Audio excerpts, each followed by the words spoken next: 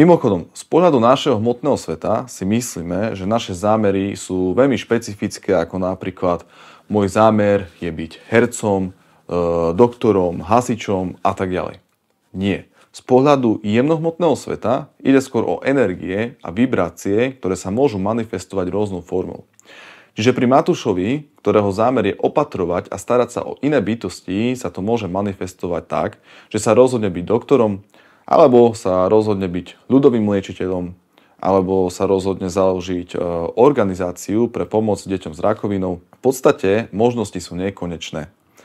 Pokiaľ na energetickej úrovni bude opatrovať a starať sa o iné bytosti, tak plní svoj zámer. Vo svojej podstate je to jedno, na akej strane rieky sa bude zdržiavať, ale prúd rieky, čo je v tomto prípade zámer, ho bude stále niesť smerom, ktorým ísť má.